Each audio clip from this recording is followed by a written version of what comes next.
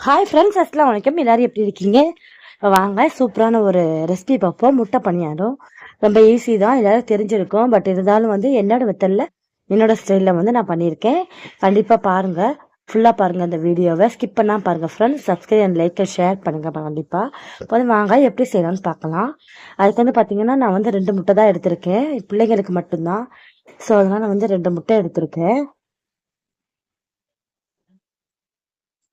அதை வந்து உடச்சி ஒரு பவுலில் ஊற்றிக்கலாம். அதுக்கப்புறம் வந்து பார்த்தீங்கன்னா கொஞ்சமாக வந்து ஒரு 1/4 டீஸ்பூன் வந்து தனி மிளகாய் தூள் சேர்த்துருக்கேன், மிளகாய் தூள்.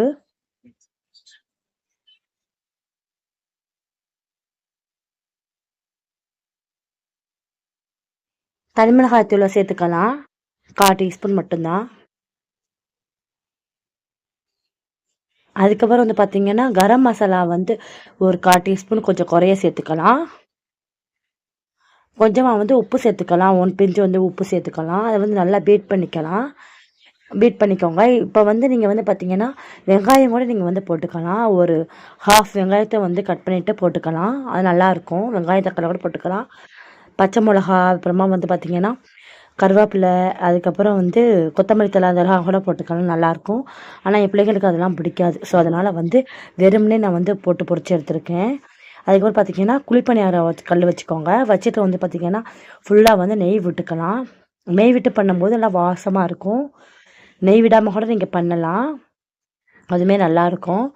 நெய் விட்டு பண்ணும்போது அந்த நெய் வாசனை அப்படியே இருக்கும், சூப்பராக இருக்கும் சாப்பிட்றதுக்கு. இப்போ எல்லா கல்லையும் வந்து நெய் விட்டுக்கலாம் கொஞ்சமாக. நெய் விட்டுட்டு பார்த்தீங்கன்னா அது கொஞ்சம் உருகி வந்தோடனே வந்து இந்த நம்ம வந்து முட்டை கலவை இருக்குல்ல, அந்த கலவை வந்து ஊற்றிக்கலாம்.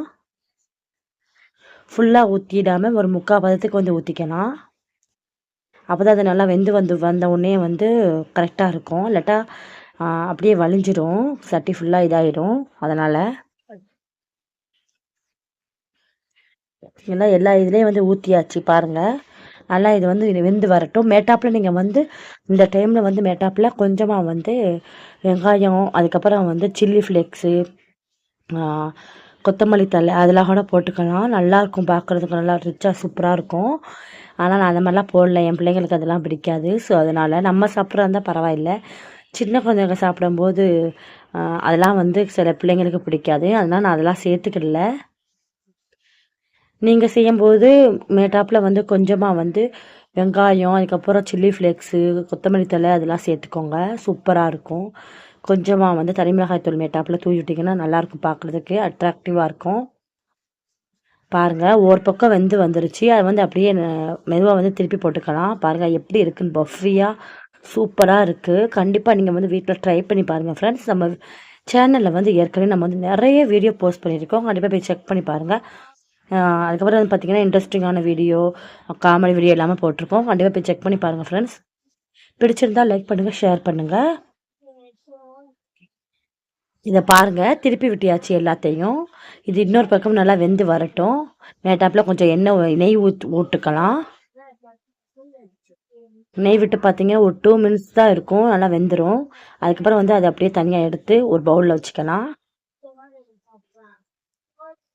2 முட்டையில் பார்த்தீங்கன்னா கரெக்டாக வந்து 6 பீஸ் வந்திருக்கு.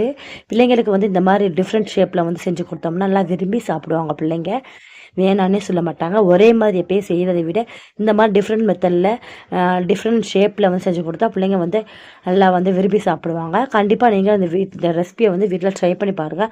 ட்ரை பண்ணி பார்த்துட்டு நம்ம சேனலுக்கு வந்து கீழே வந்து கமெண்ட் பண்ணுங்கள் உங்களுக்கு எப்படின்னு சொல்லிட்டு இப்போ நாங்கள் தெரிஞ்சுக்கிறோம். ஓகே ஃப்ரெண்ட்ஸ், இங்கே பாருங்கள் எவ்வளோ பஃபியாக சூப்பராக இருக்குன்னு பார்க்குறதுக்கு. கண்டிப்பாக நீங்கள் ட்ரை பண்ணி பாருங்கள் ஃப்ரெண்ட்ஸ். உங்கள் ஃப்ரெண்ட் அண்ட் ஃபேமிலிக்கு ஷேர் பண்ணுங்கள். ஓகே ஃப்ரெண்ட்ஸ், பாய், தேங்க்ஸ்.